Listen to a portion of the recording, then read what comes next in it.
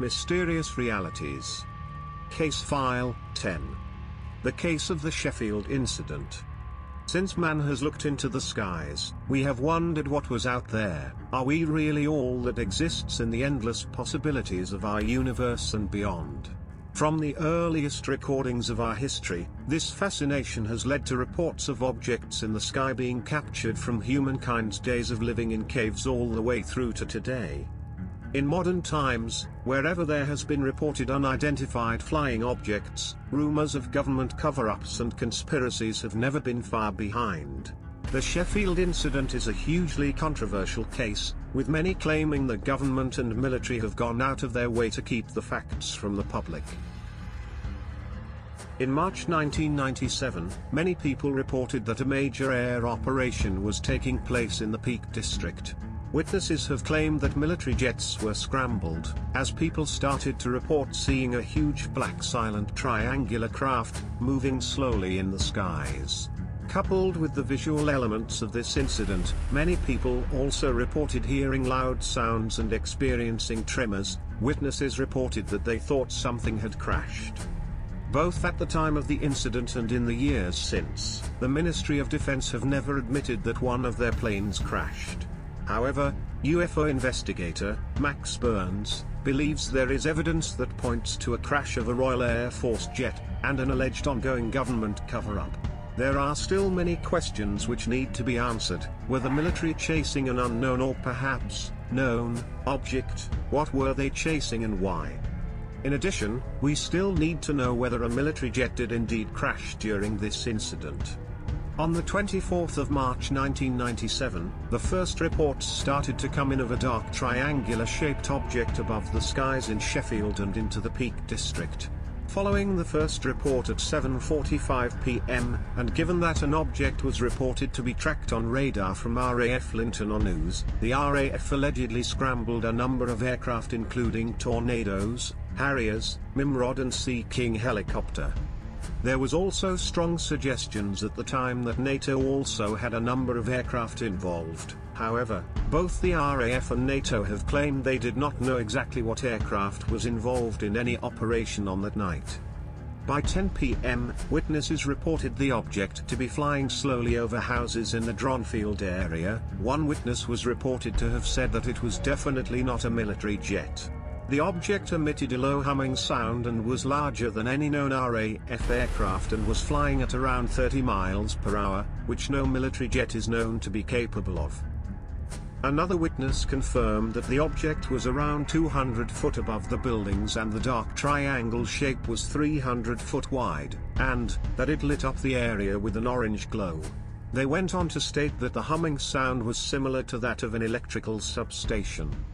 Max Burns, who investigated the incident, claims that police received a large volume of calls that night linked to the incident, including low-flying objects and loud sounds. Burns also went on to state that he had spoken to a witness named Jonathan Degenhardt who claims that on the way back from hiking in the Peak District on the evening of the event, shortly after passing the viaduct on the Lady Bar Reservoir, they were stopped by a man who agitatedly stated that he needed to get back to Sheffield. Degenhardt claimed the man had a strong smell about him, which at the time he thought to be diesel. Degenhardt would later join the RAF and stated that he then knew the smell to have been aviation fuel and not diesel. It is interesting that Degenhardt is claimed to have withdrawn his statement claiming that Burns had made it up. A further unnamed witness, claiming to have been a police officer who was on duty in a control room on the night, stated to Burns that a message came through to all police forces stating that there had been an incident in the Peak District and that police had picked up 2 men on Snake Pass.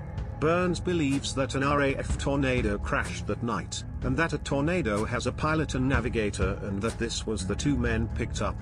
All military crashes are investigated and recorded. They are available to the public. However, there are no records held for the 24th of March 1997.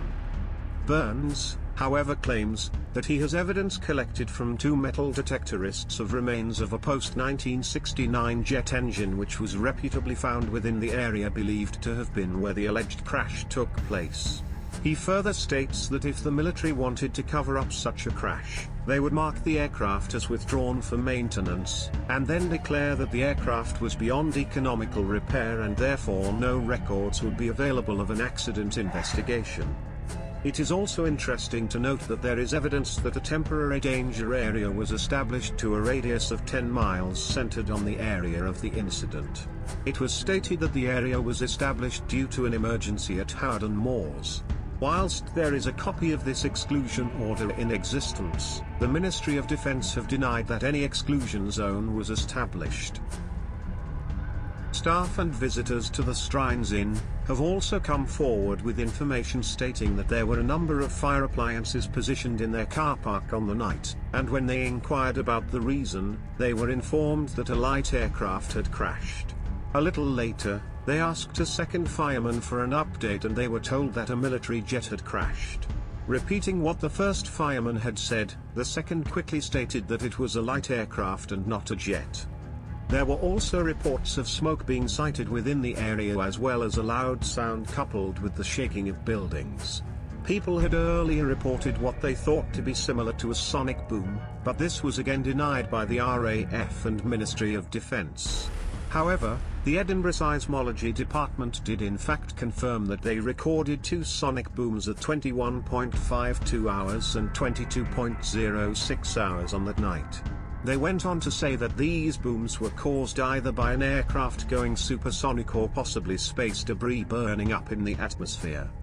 The incident was even raised in Westminster when the then MP for Sheffield, Helen Jackson, asked the serving Defence Minister, John Speller, what reports had been made to police on the 24th of March following a possible UFO sighting. Speller answered that his office had received no reports. Police were in fact inundated with calls and official call logs are out in the public domain.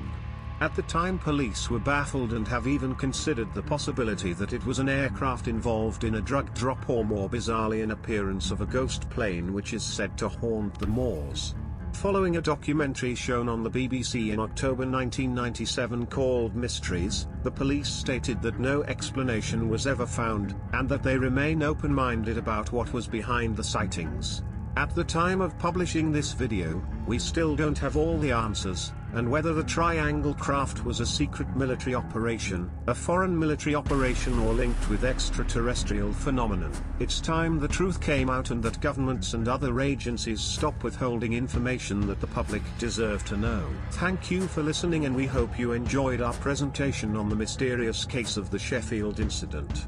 Did you witness any of the events that night? Have you seen the mysterious silent triangular craft? Have you had a UFO sighting? Please let us know in the comments.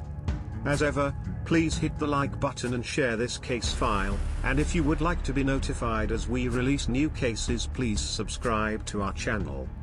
Remember, all realities are possible, but ours are mysterious realities.